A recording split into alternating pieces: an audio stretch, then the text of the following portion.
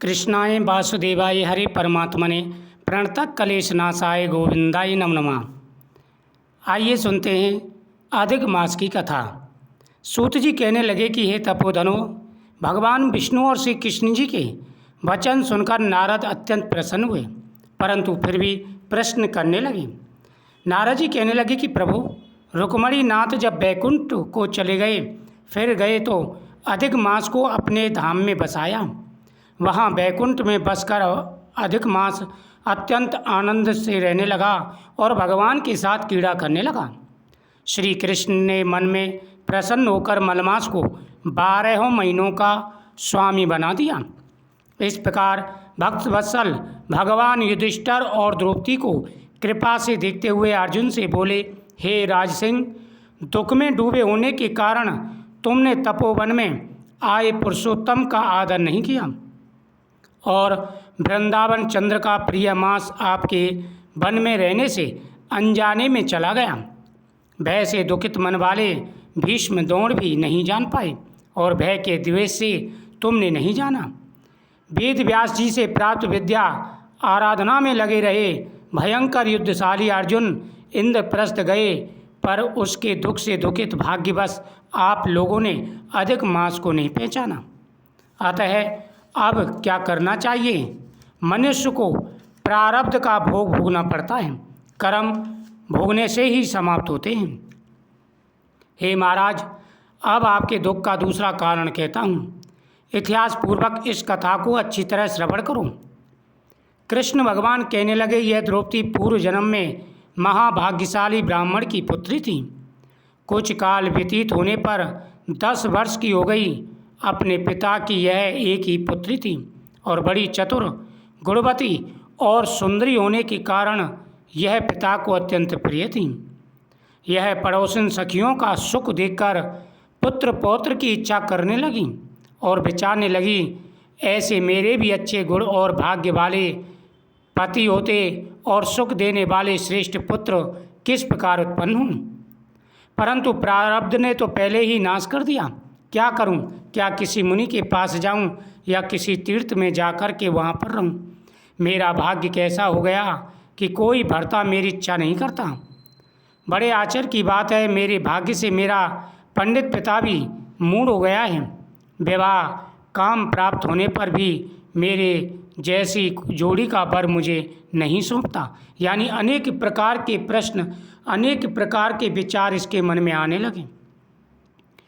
मालिक के दुख की पीड़ा तथा कुंवारी में स्वामी का सुख जैसा मेरी सखियां जानती हैं, मैं नहीं जानती।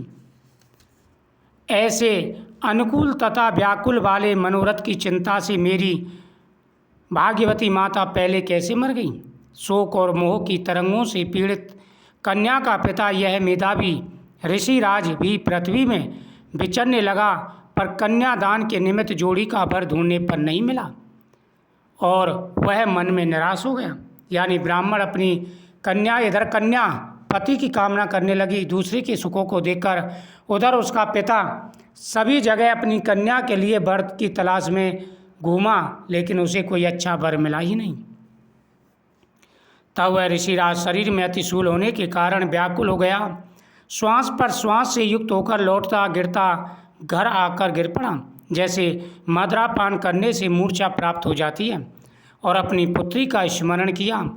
जब तक पुत्री भय से व्याकुल होकर अपने पिता के पास आई, तब तक वह मरण अवस्था में पहुंच चुका था।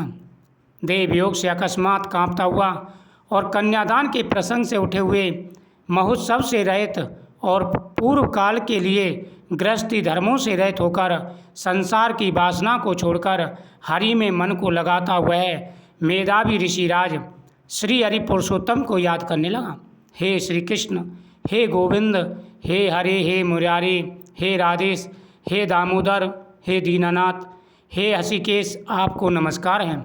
आप मेरी संसार रूपी समुद्र से रक्षा कीजिए।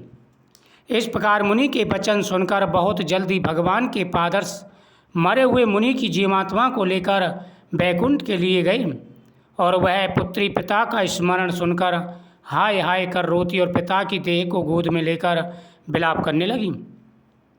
अत्यंत दुखी होकर दारुण विलाप करती हुई मानो उसका पिता जीवित हो।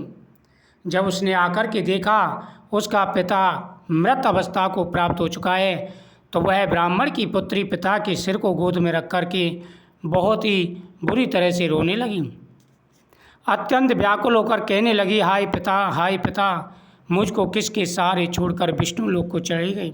हे तात, मैं कितनी दुर्भाग्य हूँ। पहले मेरी माता चली गई और हे पिताजी, आप सिर्फ मेरे अकेले सहारे थे, अब मैं किसके सहारे जीऊँगी। आप भी मुझे छोड़ कर के चले गए। इस प्रकार से वह ज़ोर ज़ोर से रोने लगी। अब मैं बिना पिता के किसके पास रहूँगी। ना मेरे भाई है और ना कोई कुटुंबी। मेरी तपस्विनी माता भी नहीं है जो मेरे भोजन तथा वस्त्रों की चिंता करती। जीने से अब क्या काम है। उसे इस प्रकार बारंबार रोते और विलाप करते हुए सुनकर उस वन के रहने वाले ब्राह्मण कहने लगे कि अत्यंत करुणा बड़े स्वर में इस तपोवन में कौन रोता है।